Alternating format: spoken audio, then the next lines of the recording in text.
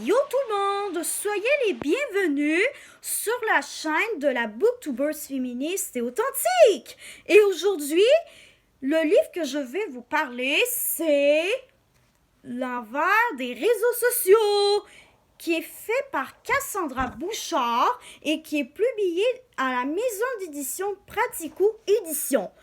Alors, de quoi ça parle? Eh bien, c'est simple. Ça parle des réseaux sociaux. Je vais vous lire le résumé. L'envers des réseaux sociaux par Cassandra Bouchard. Plus souvent qu'autrement, les réseaux sociaux montrent du beau et du contenu stagé. Mais grâce à la YouTubeuse Cassandra Bouchard, ce livre-ci ne va pas te montrer que du beau. Il va surtout te montrer du vrai. Juste du vrai en fait. Les réseaux sociaux font partie intégrante de nos vies depuis quelques années déjà, et ce n'est que le début. Dans ce livre qui témoigne de sa perception des réseaux sociaux et de l'impact qu'ils ont sur nos vies, Cassandra Bouchard aborde son métier d'influenceuse en toute transparence et partage ses impressions sur ce mode de vie qu'elle a choisi. Une chose est certaine, si tu tiens ce livre entre tes mains, ce n'est pas pur hasard. Si les réseaux sociaux font un peu trop partie de ta vie et qu'il arrive plus souvent que tu n'oses te l'avouer, de te comparer aux autres, de douter de toi-même ou juste te poser des questions, ce livre est pour toi. Je trouve que c'est un livre parfait parce que justement, aujourd'hui, c'est la Save Internet Day ou la journée pour un Internet plus sûr en anglais. Dans ce livre, oui, ça va parler de l'opinion de Cassandra Bouchard par rapport aux réseaux sociaux, mais il y a aussi des témoignages inspirants qui sont faits par des influenceurs québécois. Et oui, il y a aussi des témoignages qui viennent d'influenceurs de chez nous. Alors, j'ai essayé de trouver un témoignage qui pourrait être intéressant. Alors. Je vais essayer d'en trouver un. Ça sera pas long.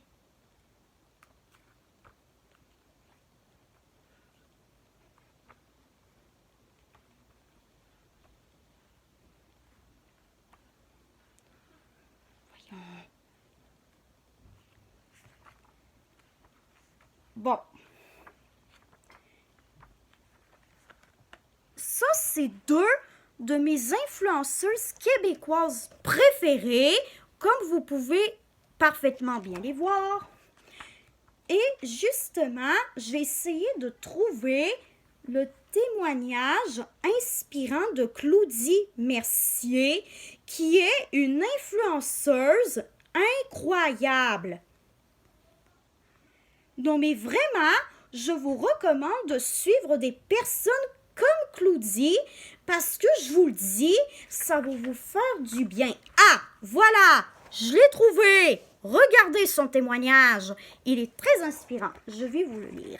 Alors, Claudie Mercier, j'ai eu la chance de participer à une télé-réalité qui m'a ensuite permis d'avoir une merveilleuse communauté.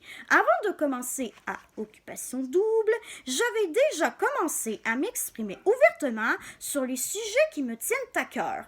Alors, je n'ai jamais vraiment arrêté ce que je faisais avant. Depuis que je suis sur YouTube, ma santé mentale va mieux, même si j'ai des breakdowns parfois. Par contre, mes breakdowns ne sont jamais causés par les réseaux. Ils viennent de moi tout simplement.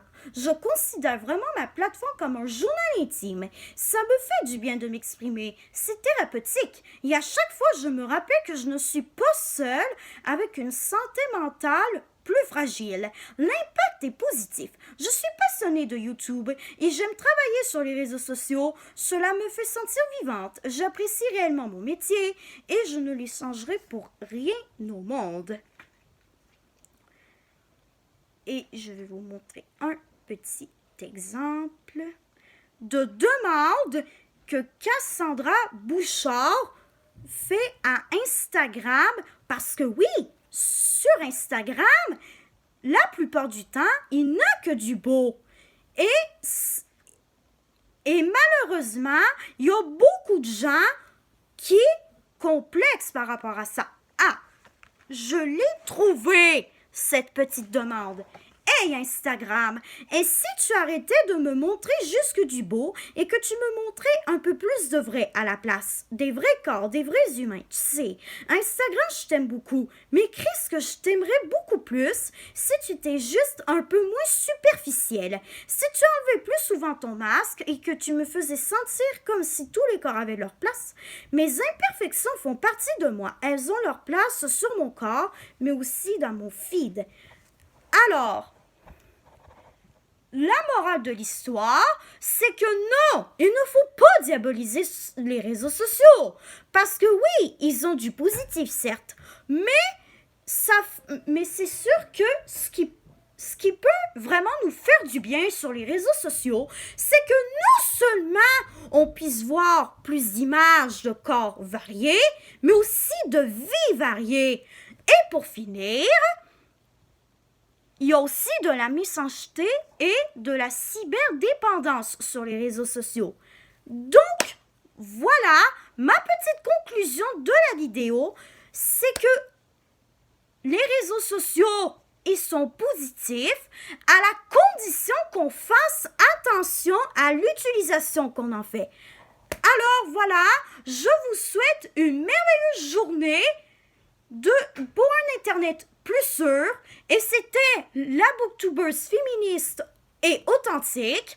Je vous souhaite une très bonne soirée et on se revoit dans une prochaine vidéo. Bye!